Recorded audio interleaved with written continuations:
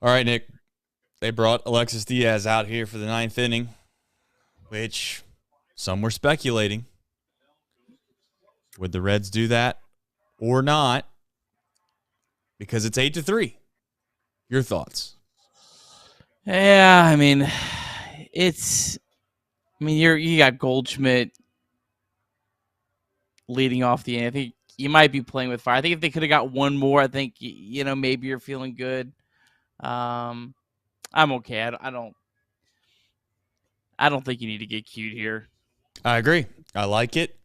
I know it's not a safe situation, so if Alexis does struggle a little bit, people are going to point to that and blame it all on that. I think that's, to a certain extent, I don't believe in all that. I know that there's a lot that's been made about that. Guys that close games coming in games that are not in the save realm. But I am not about to bring a guy in, let things get dicey, and then have to ask Alexis to come into a dirty inning, if you will, if that's what we're calling non-clean innings. And he hasn't looked as good, as effective in those situations either. So, right. So, yeah. I'm all for it. Get the win while it's sitting right in front of you. Let's not worry about tomorrow type thing, and so I'm all about it. Yeah, hopefully you can mow him down on 6 pitches and. Well. Yeah, 6 pitches might be asking a lot, but I do like the way this is headed. Can you get 2 outs on 1 pitch, brother? Well, you can if there's a guy on. Folks, like the stream. That's right. And as we've asked many times, when the Reds put up the final score on Twitter, just reply with a link to this stream. Let's get some folks in here enjoying the Cincinnati Reds and hanging out with us. Yeah. Your boy needs a haircut. I was out in the sun today. Feel like I got a little burnt. And I've got to get what do they call that you put over your air conditioning vents, your HVAC vents? I don't know. It's above my pay grade. Well, whatever it is, the thing that actually, the grate that goes over it that you can close and shut, I've got to get one. Cause now, okay. I got all of my ceilings kind of I turned them into flat ceilings, and I never put them back on, and all that ball's tanked, dude. Well, that's one run. Good for them.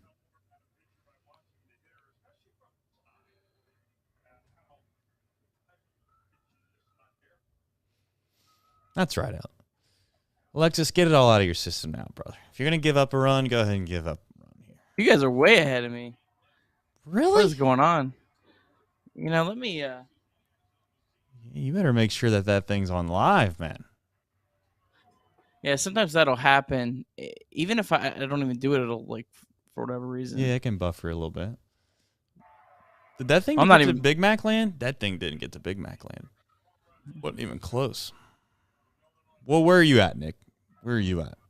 I'm seeing a replay now. Okay, well, you're probably about 30 seconds behind. All right. Maybe not 10 seconds. Here's the first pitch to Baker. Right. You're a pitch behind then. Okay. Golly, I'm going to have to go get a hoodie or something, boy. I'll tell you what. Freezing. I'm a huge Bill Belichick short sleeve hoodie kind of guy in the summer. Because I'm in the basement. That's where I do most of my, work and whatnot. And it's a lot cooler down here. So a nice little short sleeve hoodie really is, it's magic. It's magic. That pitch that he throws, that little slider, if it's tight like that, good luck, man. Arenado hit one that was kind of hanging up there a little bit, but did you see that? Oh, you watch this swing. Watch this swing, big dog. 1-2 here. Oh, that's I'm gonna try to hit this little slider this time because I've seen it twice and I had no chance of hitting it. I'm gonna hit the slider and then 94, just a little Louisiana Bayou. Sheesh. Carlson's had a good day. Brewers game not on TV today? Carlson's had a good day. Yeah, he just came back yesterday. It's funny that last guy, Lucan Baker, he went unprotected by the Cardinals, and he was like one of the guys that a lot of really smart people thought that the Reds should pick up in the Rule 5. Well, did they? I'm sorry that I'm yawning on everybody, man. They did not, because he's still in St. Louis. I don't think anyone did. I think a lot of people wanted him on their team. He's a guy that's got like really electric power, but does that. What's elemental? Anybody know? Is that some? It's obviously a Disney thing. Come on, Alexis. Let's throw strikes, big dog. See how far they can hit it.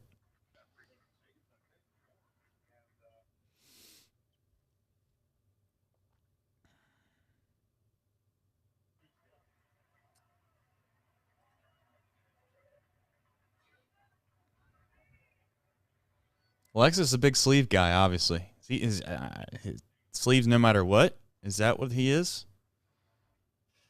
What the temperature in St. Louis is today? Yeah, dude, no one else on the field is wearing. No one else on the field is wearing sleeves. That's 89. A strike. Come on, man. Why? I overreact all the time when it comes to closing out games, but it's like, dude, you just walked a guy on 4 straight pitches. I need those strikes. Is Mouse Cop trolling us again?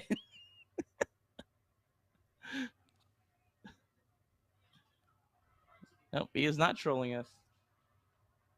He's not trolling us, but I got to be frank before I run this intro. I want to make sure they're not challenging that. Oh, I already hit the final button. I'm pretty sure they're not. All right, it looks good.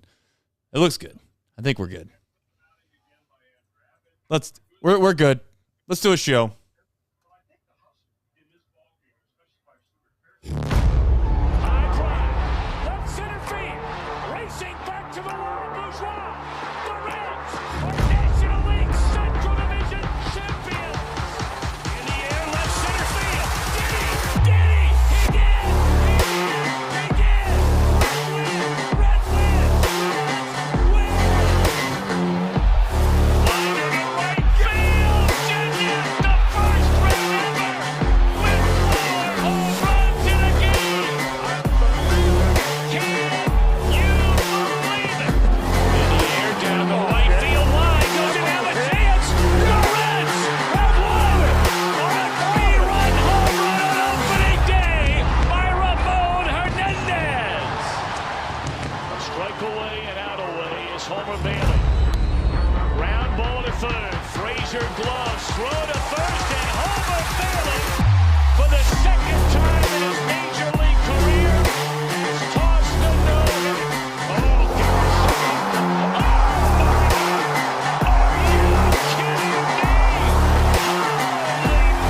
the second player in major league history to hit 7 home runs in the first 10 games.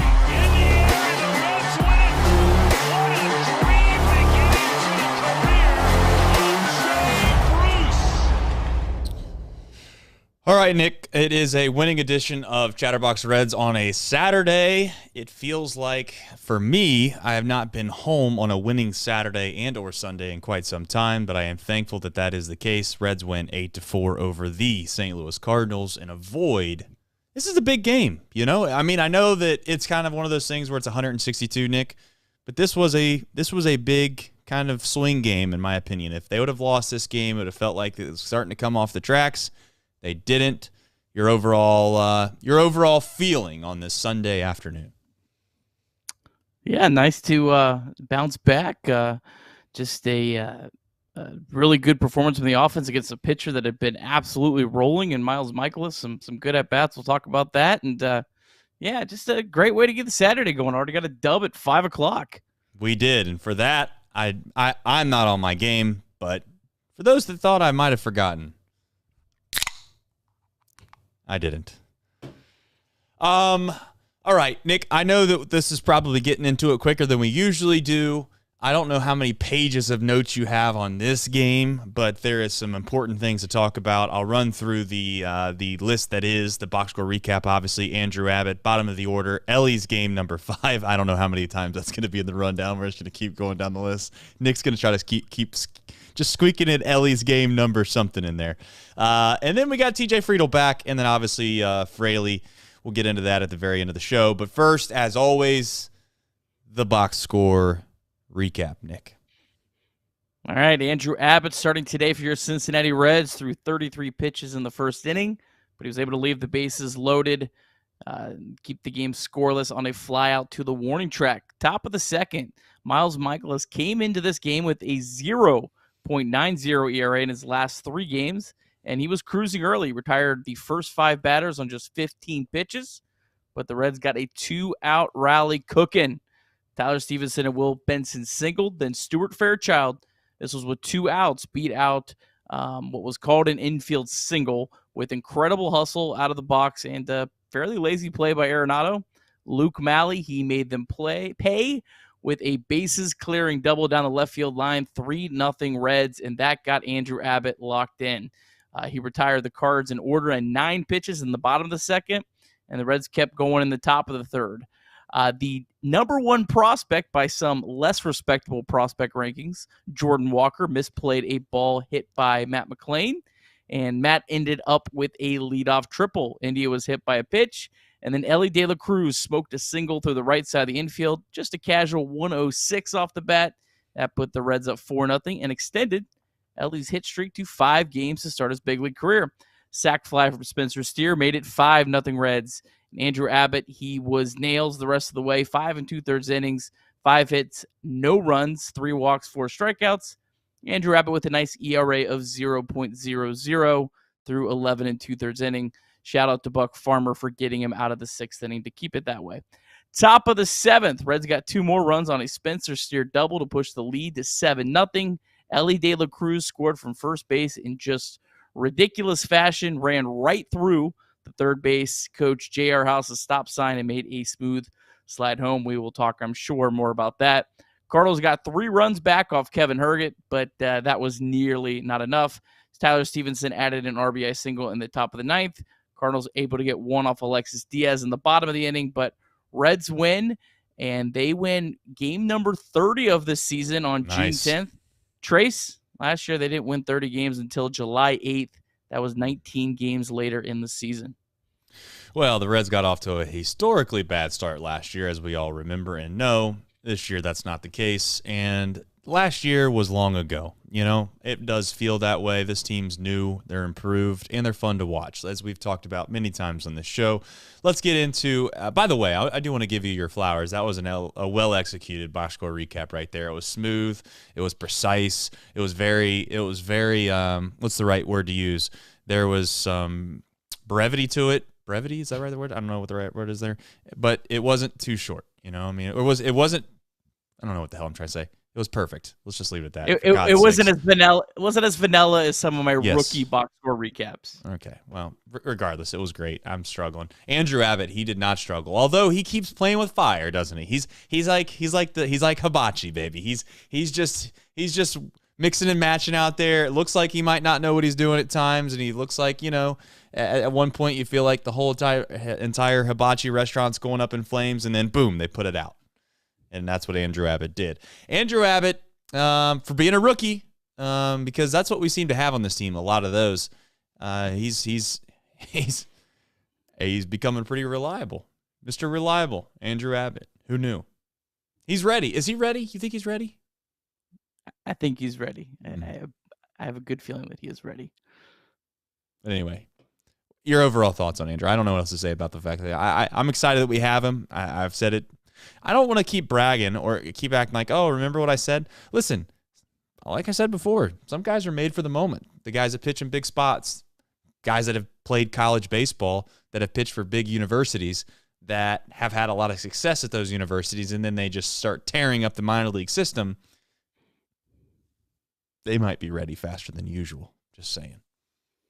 Yeah, it was good to see Andrew Abbott, the first player in the 2021 draft that was drafted in rounds 1 and 2 to make a start in the big leagues. Good to see him pitch again. Another solid start today. You're right. He is playing with fire a little bit. I mean, he's walked 3 tonight. I think he walked 3 or 4 in the first start.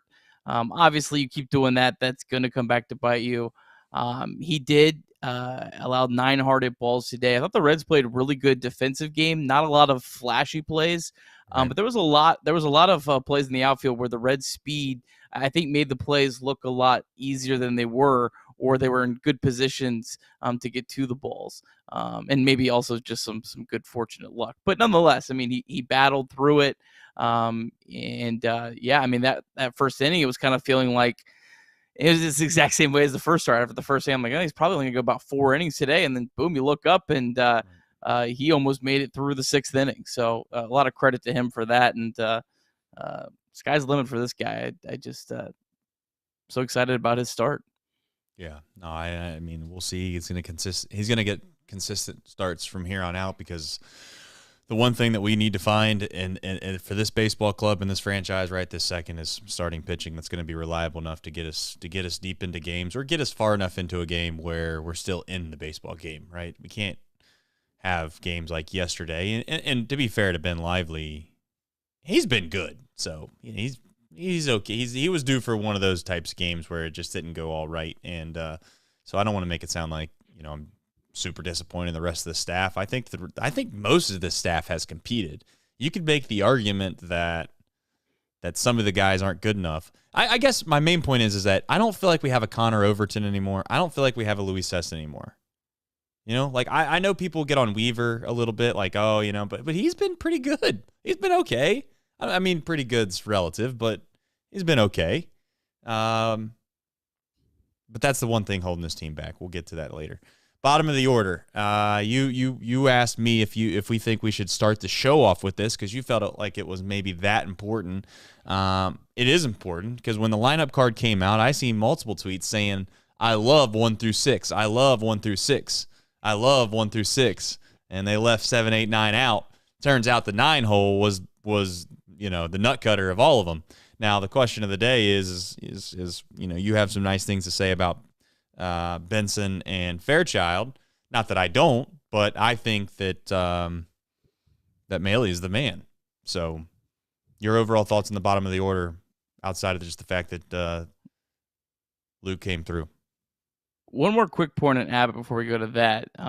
Abbott's next start's going to come against the Houston Astros in Houston, so that'll be a really big test for him. So just maybe worth noting. But I went bottom of the order. I'm including Tyler Stevenson in the bottom of the order. I mean, he's hitting 6th.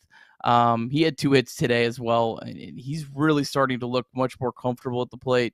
Will Benson, like said, put some good swings on the ball. Stuart Fairchild, I tell you what, he's playing solid baseball. I mean, I'm not saying he's playing great, but for what his role should be with this team, I think he's been playing pretty well late. And then, Luke Malley, he's just been such a breath of fresh air behind the plate. Obviously worked with a young pitcher and Andrew Abbott today.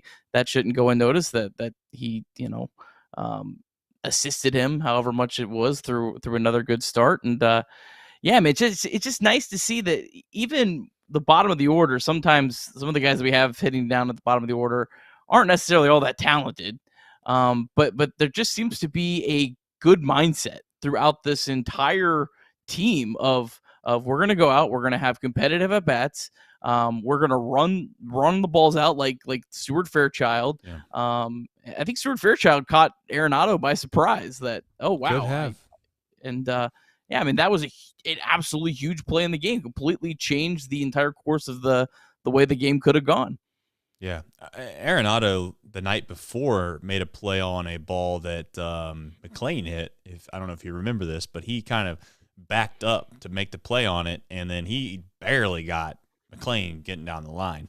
I think far too often, especially when guys get later in their careers, and I'm sure that, listen, a lot of these rookies, when they're playing years 7, 8, 9, they might not be busting it out of the box like they are right now. So that's like the biggest thing that's a breath of fresh air, if you will. about this team is that they're also young, Nick, that they play really, really hard. They don't get this notion of like, oh, I hit a routine ground ball. I know I got to play 150 of these games this year. I'm just going to kind of lollygag it down the line. They don't do that. So good for Fairchild. Now, how long he should be up here, that remains unseen. I seen a tweet to stay on this whole catcher thing. The chat brings up a relatively fair point.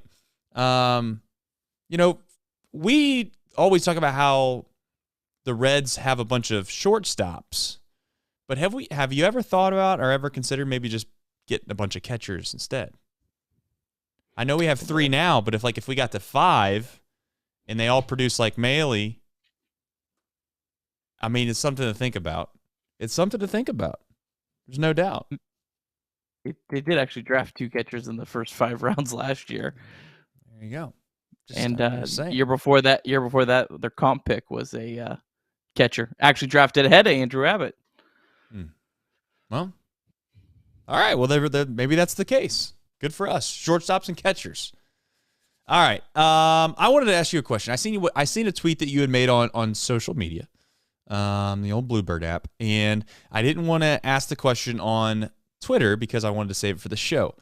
I seen that you had said that Casale meant a lot to these pitchers, or more of these pitchers than people want to give him credit for. And I'm not trying to bust you on this by all means. And maybe it's just an unfair thing to do to you, but like, my question to you would be, who exactly has he helped? Who's overachieving that you're like, you know what, if it wasn't for Casale, they wouldn't be doing all that well. We caught several of Williams' starts. I know he caught his first start. Okay. Yeah. He also caught several of those bullpen games. Every time the Reds have done a bullpen game, they decided to go with Casale.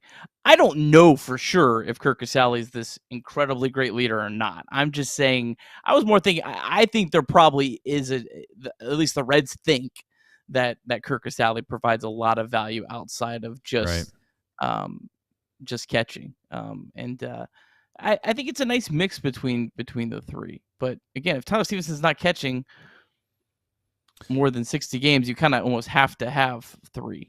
I agree. Tyler Stephenson, let's jump to him really, really quickly here. He's starting to look like himself again. He's squaring balls up. He's putting barrels on balls. I hate to say this, but I don't want to say he's a slap hitter because it makes it sound like he's a lesser of a hitter than a normal hitter when you say, hey, he's a slap hitter. But he kind of is like a slap hitter. He's a backside guy. He drove in India for what I thought was a huge run. Now, maybe it wasn't a huge run, but it felt like a huge run. We had just given up a run the inning before, and then India was kind of standing out there, what felt like a big insurance run, even though like I said, we more than likely wouldn't have needed it. So shout out to Tyler Stephenson. I'm happy to see him doing well, and if he can clean it up defensively just enough to be able to catch, like you said, maybe 80, 90 games a year, then he's an asset to this franchise and this team. Now, if he only catches like 50 games, I don't know, that's a different conversation, but not one we need to get into today. Yeah, I don't think we need to get into the conversation, but this is one of, I think, the biggest storylines to follow the rest of the year. Unless the Reds continue to hang around the race. Obviously, that would be the biggest storyline. But one of the biggest things to follow is where does Tyler Stephenson end up? Does he end up as a guy that's a well above average hitter that we feel like could DH multiple times a week? Or is he a guy that, hey, he's pretty much just our catcher and we'll give him a couple starts at DH when we kind of need a guy more so than forcing him into that spot? That's one of the bigger questions that we need answered this season. Yeah. And I think that we will. I think we'll get the answer. Ellie, game number 5. Ellie is he's a freak athlete. If I don't know, you keep putting this on the rundown, and I just wonder what you want me to say every night. This guy runs like a deer.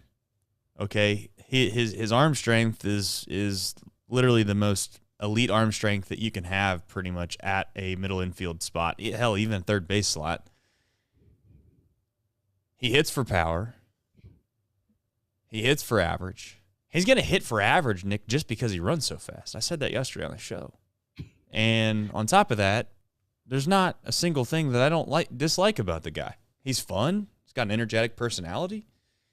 First clip they went to tonight, Nick, when the game was over and I was like worried they were going to review that last play, it was Ellie had his hat on backwards. Hell, right.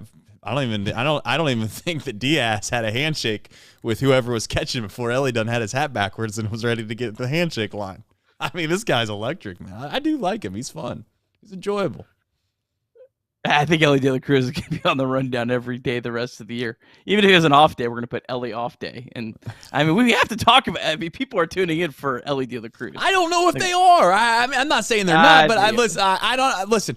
My only fear is this city needs to do one thing right.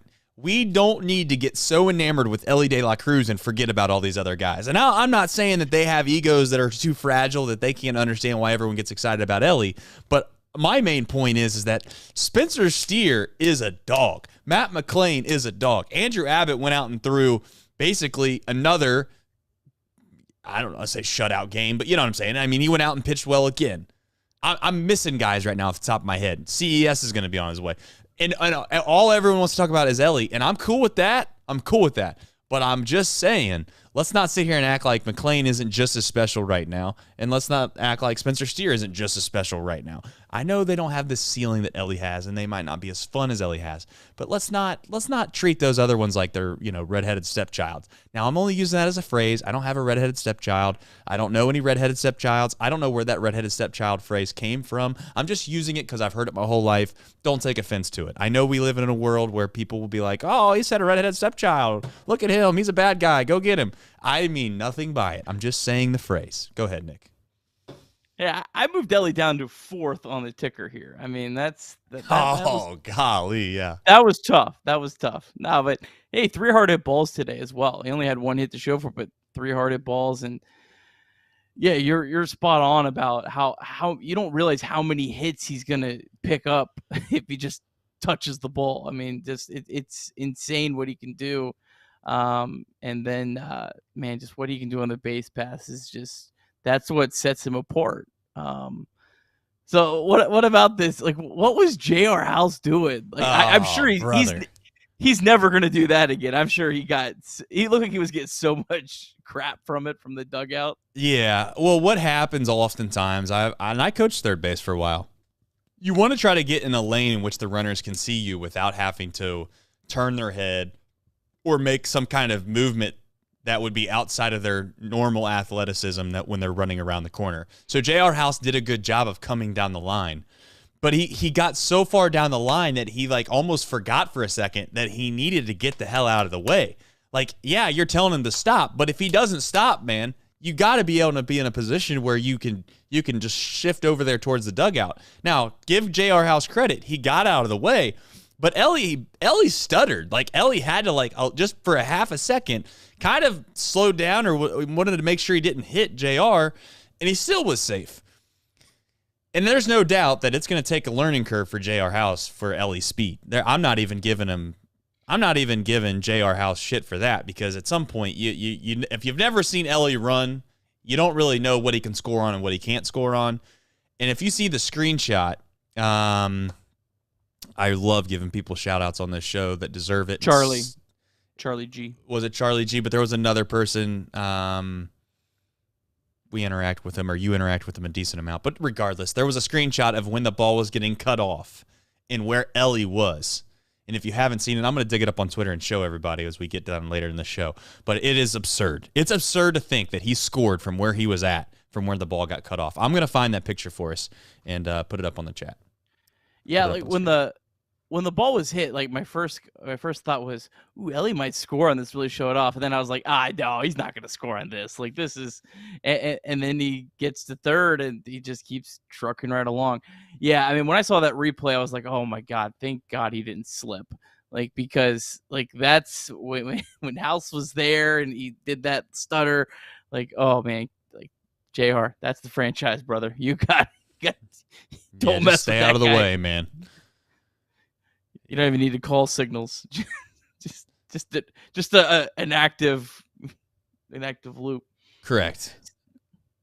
See, when I coach third base, it's in T-ball with 4 and 5-year-olds, and I'm like begging them to run to me, like, please come on, like I got a juice box for you. So it's All a little right. bit different than Ellie De La Cruz. I found it, so I'm going to put it up here for everybody to see if they haven't seen it already. If you've seen it already, my apologies. I want to give a shout out to Doug Gray because Doug Gray is the one that had it. Maybe Goldsmith had it too. Charlie, I should say. Let me cut in here, and we will get rid of that. So if you can't see, look at this.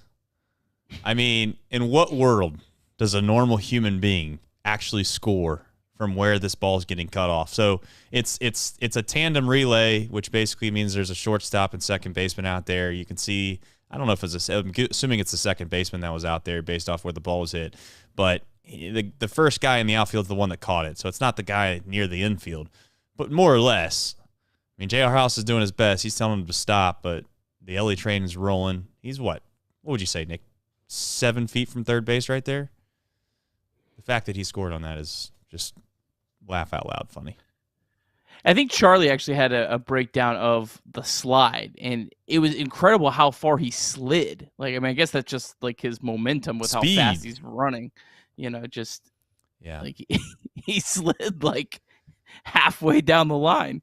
Yeah. Speed, man. It's wild. It's wild to think about somebody running that damn fast, but he does it. So kudos to him. The beautiful thing is he's 21 years old, and we got him, he's in a Reds uniform for 6 years, and the fact of the matter is he's only probably going to get better. It's not like he's going to lose a whole lot of speed within the time frame that we're gonna be able to enjoy him. One last thing with Ellie here. Let's play a quick, fun little game. I've seen enough to say, you know what, let's just take a chance. Who cares? If we miss on him, then we miss. We'll just call it the fact that we're not supposed to ever be a good franchise or, whatever. Who cares? 10 years, how many millions of dollars do we need to pay this guy? I don't know, man. Whatever. I would have decided last year. 10 years. How many? Basically, I'd give. You know what the wild thing is that Ellie took a 10%. I don't know for those that seen it, but Ellie took the 10% insurance. I don't know what it's called. Nick, do you know what I'm talking about? Where he has to give 10% of his salary up for the rest of his career to this organization because they fronted him some money. Did you see that? Yeah. Our friends at Just Baseball have actually talked about this a lot on their podcast. Armlane does a great job and kind of broke it down what it is. But essentially, they find a lot of players that they think have a legit chance of signing a big contract, and then they give them so much money as like a stipend, like a yearly salary, to kind of help them. I know a lot of people were like, oh, that's so terrible, they're exploiting him. Well, I mean, at the same time, I mean, there's probably a lot of other players that will never make it to the big leagues that they get money and they get, they're not like making peanut butter and jelly sandwiches every day on the road and they're in the bus and, pay with some housing and help get their families over here sometimes and, all that kind of stuff. So, yeah, so you can see it there on your screen. He has got to pay 10% of his career salary earnings due to an agreement that he signed with the Big League Advantage is what it was called. That's what I was trying to look for, which is basically a company that loans money to athletes in exchange for a set salary. And hey, that's part of the deal. You take a chance on the front end with a guy and you hope that it's all working out. I'm sure that it's gonna pay huge dividends to that company that did it for Ellie. The only thing I would say to it, if you're Ellie, you might think like, oh, that's a horrible deal. Well, if I was Ellie, to make myself feel a little bit better about that, I would just be like, I'm basically giving like a 10% donation to a company that wants to support minor leaguers as a chance or an opportunity for them to live a little bit better than they normally would. So whatever. You're still going to be a millionaire. You're still going to make a ton of money. So, I mean, I know a true businessman might say that's a horrible deal, but part of it. All right. So Tatis Jr. was 14 years, $340 million. Okay. He was, I think, a year older when he signed that. Tatis is not as good of a defensive player. Obviously, they moved him to the outfield. Kim is playing shortstop over him. That's probably where you're looking at. I mean, you're probably looking at 350, maybe 400. He's probably going to want all those years. unless you could convince him to sign a contract similar to like what Hunter Green just signed, where he's going to get paid a crap ton in arbitration now, and he's going to give up maybe 2 extra years, because he could sign a 8-year deal right now and still be hit the free agency at 30 years old. So is he willing to do that? I don't know. I think he's probably going to be looking for that. I mean, if you're Ellie De La Cruz, I'm thinking I'm better than Fernando Tatis Jr. Yeah. Right? That's what you're paying me, and I'm sure Right. that's what everyone in his ear is telling him as well. Yeah, I would do it. I know that it's easy for Reds fans to say, yeah, let's do it. I'm not saying I wouldn't do it. I'd just be hesitant. It's largely because Carlos Correa, Dansby Swanson, and I know that Ellie's significantly better than Dansby, but my point is that it doesn't always mean that it's going to make a huge difference by having a shortstop, but that's here nor there. We got him for 6 more years, so who gives a damn? And we're not trading him, by the way. So for anyone that wants to tweet that or think that, you lost your mind, and that's just not accurate. Let's jump into Friedel Fraley here real fast before we take off the rest of the Saturday evening. Thank you for all the people that are in the chat. The amount of people that watch this show is absolutely astonishing, as always. Much love to all of you guys. I hope you're having fun in the chat. I see many of the usual names. And listen, this is a big win, so enjoy the night. This Reds team is continuing to fight. They're giving us a chance to survive and advance, hopefully until we get some cavalry back, whether that be Ashcraft getting back to form.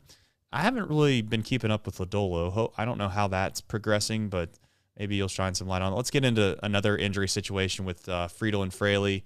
Friedel didn't have his best day today, but, it's nice to see him back. And then I was out today a little bit, have not been paying attention to my phone a ton. Was there at least an update on Fraley, I assume? It was that hit by pitch is the reason that he's out. So I guess his hand. They said the same thing. Like it probably is just just the 10 days, just like Friedel, and just like they're hoping with Nick Senzel. But yeah, man, it stinks because that lineup looks really good with Fraley instead of Fairchild. But hey, Fairchild's been playing well, and Fairchild's going to get a little bit more of a chance, and hopefully he can make the most of it. But yeah. Really quickly, Lodolo's not expected back till I believe after the All-Star break at the earliest. So yeah, I mean, it's no guarantee how he looks. I think at this point you're hoping he can make 6-7 starts at the end of the year, and you feel really good about him building into next year. That's probably sadly where we're at. Yeah. Really quickly, if you've not liked the stream, let's try to get to 50 likes today. Is 50 fair number? Is 50 asking too much? Also, we have a lot of people that watch this show on a daily basis that are not live. We realize that after the fact. There's a lot of people that probably don't get a chance to see it live, so they watch it later in the day. If that is you, leave a comment. I know that there's a live chat. Live chat's always popping, but post-show, I know the live chat's not there. Leave a comment, ask questions. We'll bring it up on the next show, or we'll answer it ourselves inside the chat. We want to be as interactive as we possibly can, have fun with everybody, not just obviously the people that are live, but the people that are live, hey, we probably interact with a little bit more than we normally would with others. But got to say, player formerly known as Mouse Cop, as always, coming in with the dynamite drop-in. He wants 69 likes. No idea why he wants that, but I'm asking for 50. Yeah, shout out Noah Abney. Loyal listener, said that it won't be able to watch the show today because of work. Yeah. Which obviously takes priority, I guess, to us. But no, appreciate you watching. And yeah, if you have any comments or any questions, yeah, feel free to drop those in the comments. We'll get to that, and we'll mention on the next show. All right, guys. Chat looks like they are just pleased that the Cincinnati Reds won. There's nothing really to get into today per se, but we do have a baseball game tomorrow, Nick, which means one thing. That means there's tomorrow starters. Who is starting a baseball game tomorrow, Nick? Yeah, Reds going for a series win. It'd be a nice little week to win series against the Dodgers and the Cardinals. Adam Wainwright, 0 quality starts through 6 starts this season. Reds got 5 runs off him in 5 2/3 innings back on May 23rd. career 5.5 ERA against the Reds, the worst of any National League team, almost a full run higher than anyone else. Matt McClain homered off of him. Jonathan India's 4 for 11. So hopefully the Reds can continue their success and continue to send Adam Wainwright into a swift retirement. And then Hunter Green, how good has he been? Last 2 starts, 12 innings pitched, 2 hits, 1 run, 19 strikeouts. Obviously coming off a little bit of a break as they pushed him back. So interesting to see kind of how he does with that extra rest. But this is the first time he's faced the Cardinals this year. Last year, really good, 3.72 ERA against the Cardinals. Goldschmidt, 1 for 9. Arenado, 2 for 8. So excited for that. And then tonight, we got plenty of Reds minor league action going on. Jose Acuna is starting for the Dayton Dragons. Really looking forward to that. So most of those games are all at 7 o'clock tonight. So if time allows, I'll try to add a little bit of information about what went down in the podcast tomorrow morning for you. Love it. And as always, remember, please leave us a kind review on the podcast. If you haven't already, leave us a 5-star rating. For those that probably don't keep track, which is probably all of you because you have a life. But there's something called the Top 100 Baseball Podcast in the world. And we went from wherever we were at before. I think we jumped all the way up to what, Nick? We're in top 40 at this point, I think. 35. We're at 35. So the more, again, the more ratings you leave, the more reviews you leave, download the podcast. Hey, as stupid as this sounds, I mean, I know it sounds goofy, but, you can unsubscribe and then resubscribe and then just, if you're really, really busy one day and you're like, you know what, I ain't got time to listen to the whole thing because I listened to it all last night, just hit the play button for like 10 seconds. I'm pretty sure Apple hasn't caught up to the fact that you have to actually listen to the whole thing, so it doesn't matter. Just play it for 5 seconds and be like, I got the boys. I'm going to play it for 5 seconds and I'm going to move on with my life. We won't tell nobody. But as always, there's one thing that I do after every single Reds win, which is basically show off the pure athleticism that I have, and that is at dunking a basketball. There's another thing that Nick does, and we'll see if he can execute it to perfection tonight. Oh, no, look at him. He's flustered. He's flustered. Nick is going to show off the Nick. This is Nick on Nick crime. Oh, man. Oh, no. What is up with this man doing it upside down, by the way? He just does this every single time. I think that's a good... Nick, you swipe down, brother. Oh, golly day. So, Nick, I started this show off not on my game. Nick's ending the show not on his game, but that's here nor there. Love it. All right. Go Reds. Go Reds. And as always, please go download Chatterbox Reds. And I'm going to do my best to show off the little bit of athleticism that I have left. Love you guys. Take care of yourselves.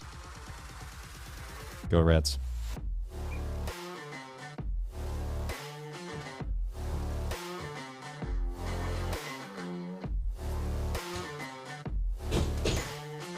Woo!